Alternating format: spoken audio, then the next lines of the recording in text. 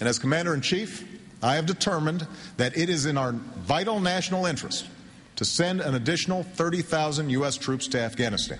To abandon this area now and to rely only on efforts against al-Qaeda from a distance would significantly hamper our ability to keep the pressure on al-Qaeda and create an unacceptable risk of additional attacks on our homeland and our allies. President Obama's speech on Afghanistan last night was not the type of speech to which there's an official opposition party response. In fact, Mr. Obama's decision on Afghanistan is one that the opposition party has been sort of positive on. More troops, you say? How high? But in one corner of the Republican Party, Mr. Obama's big, primetime, wall-to-wall coverage speech was an occasion to attack. Former Vice President Dick Cheney continued his role as the self-appointed shadow vice president when he pre-butted President Obama's speech last night in an interview with Politico.com, in which he not only denied any Bush administration responsibility for creating the current mess in Afghanistan, he also attacked Mr. Obama for his deliberative process. He attacked Mr. Obama for bowing, like other presidents have done when he visited Japan recently. And he once again attacked President Obama and the administration for its decision to bring alleged 9/11 mastermind Khalid Sheikh Mohammed to New York City to face trial. Our al-Qaeda adversaries out there are going to think that this is a great set of developments for their cause, because one of their top people will be given the opportunity, courtesy of the United States government and the Obama administration, to have a platform from which they can espouse this hateful ideology that they adhere to. This is going to be a great set of developments for al-Qaeda, he said. Mr. Cheney went on to say that he thinks the decision provides, quote, aid and comfort to the enemy. Remember those 8 years when Dick Cheney wouldn't talk to the press about anything? Now that the former vice president has decided to be unavoidable for comment while in exile, his party, the Republican Party, is confronted with what to do about that. Is Dick Cheney the voice of opposition to President Obama? Does he speak for the Republican Party? Does he speak for everyone in the Bush administration? Or does he just speak for himself? In trying to answer those last questions, consider that tonight in the interview, at least one high-ranking former Bush administration official is now coming out in opposition to Mr. Cheney. Joining us now is John Bellinger. In the first Bush term, Mr. Bellinger was senior associate counsel to President George W. Bush and legal advisor to Bush's National Security Council. In the second Bush term, he was legal advisor at the State Department under Condoleezza Rice. He's currently a senior fellow at the Council on Foreign Relations. Mr. Bellinger, thank you so much for coming on the show tonight.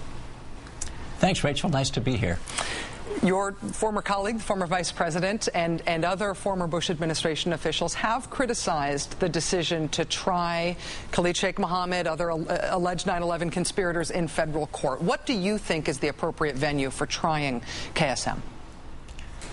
Well, I can understand that this brings out ideological responses on both sides. There are some who feel that absolutely everybody needs to be tried in federal court, that military commissions are inherently unfair, and there are others who feel that we are in a war and that everyone ought to be tried in military commissions. I think this is a close call, but I think that the Attorney General has made a reasonable decision to try these 5 masterminds of 9/11 in federal court. Not everybody should be tried in federal court. Others are more appropriately tried in military commissions. But I think for this group, one, they actually have committed federal crimes. And many of the others in Guantanamo have committed federal crimes. But these have. In addition, it's critically important, I think everybody can agree, that it appear that these trials are fair. And unfortunately, try as both the Bush administration and the Obama administration has to demonstrate that the military commissions would be fair. And I believe they would be fair, but the perception is that they're just not. That it's important to do these in a federal court where there can then be no criticism of them if they're convicted and sentenced to death. So on balance, this is not an easy decision. There's a lot of political and legal and even security risks to doing it. But I think it's a reasonable decision in this case to try these 5 in federal court in New York. On that issue of the appearance of fairness, was there concern and debate in the Bush administration at the time that the initial decisions were being being made about detainee issues. Was there concern and debate about whether America was going to look to the rest of the world like America, whether we would be perceived as acting fairly after 9/11, for example, with these military commissions? I mean, I know what was decided, but I'm curious whether that factored into the decision process. Well, certainly later on, over the 8 years, there got to be a lot of debate about the military commissions, and they were ultimately struck down by the Supreme Court. When I was at the State Department, had to spend a good deal of my time defending the military commissions around the world. Initially, though, there was not as much debate about them. I think those at the Justice Department, at the Defense Department, who crafted the military commissions originally believed that it would be a swift and fair way to dispense justice to those who had attacked us. They were basing it on the model from World War II.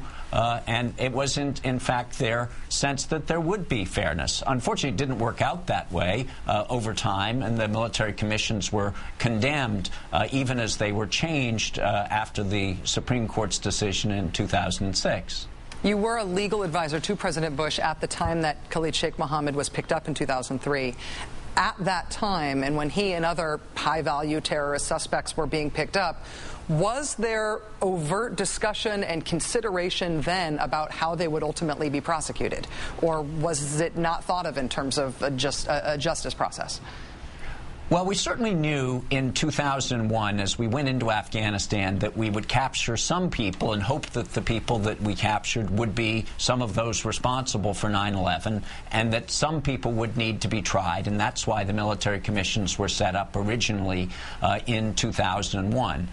When Khalid Sheikh Mohammed and others were captured, the focus was less on prosecuting them initially than on finding what information that they had that might prevent further attacks. We tend to forget at the time how fearful the nation really was in 2002, 2003, that more attacks were coming. But the focus at the time was not on trying them quickly, but making sure that we could find the information that they had that might prevent further attacks.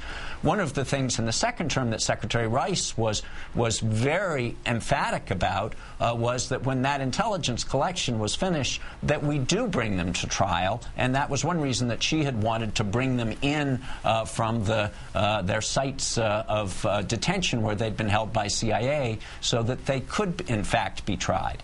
One of the reasons I was really eager for the chance to talk to you about this is because I feel like it is this important hole in the record in terms of the idea, the way that the long-term fight against terrorism was conceived, as manifest by the complaints from people who took over when the Obama administration started, saying essentially the files on so many of these suspects, particularly the high-value suspects, were a mess. That there wasn't good evidence there, that either wasn't tainted by allegations of torture, that wasn't tainted by other prosecutorial problems, and also just that wasn't well organized, that there hadn't seemed to be a well-organized effort to get these people into a position where they could be prosecuted. And it seems like that's key for an ongoing long-term fight against terrorism. I think everybody's curious as to why not. Well, it is key, and part of the reason was that for much of the period from the time that these people were captured, these planners of 9/11, the focus was not on building a case to prosecute them, right, but on finding out whether they had information that could prevent further attacks. But this actually gets to one of the points why, in fact, in this case, federal trials may be better than military commissions, is that really our federal prosecutors have got more experience in assembling and prosecuting these massive cases. We have a terrific military justice system, and I think, frankly, that critics in the human rights community and around the world have been unfair in condemning the military justice system and suggesting that they're going to be kangaroo courts. Well, I'm sorry to interrupt you, but I feel like I need to interject that I think most of the criticism has been about the commissions being set up rather than criticisms of, say, courts used to handling court-martials and Uniform Code of Military Justice problems. I think the idea is the new courts being invented just for this purpose. Those are the ones that people are worried about.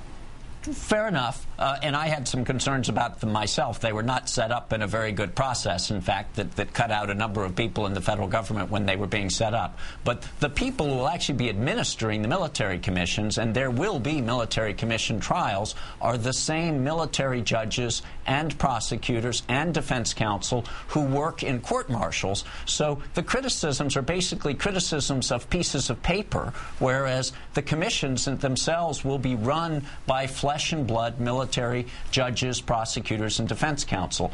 But one reason why, at least for the biggest cases of KSM and the other 9/11 planners, is it's not the sort of thing that the military does every day. Yes, they do military trials every day, but it's usually of one or two people. And over the last couple of years, in fact, we were slowly federalizing the military commission investigations by lending more federal prosecutors to that effort. In this case, and this is one reason why I think it makes sense to try them in federal court, is that it's a massive conspiracy trial where our federal prosecutors are going to have more experience in bringing this kind of a case. John Bellinger, former Bush administration legal advisor at the National Security Council and the State Department. Thank you very much for helping us put some flesh on this record and understand this better.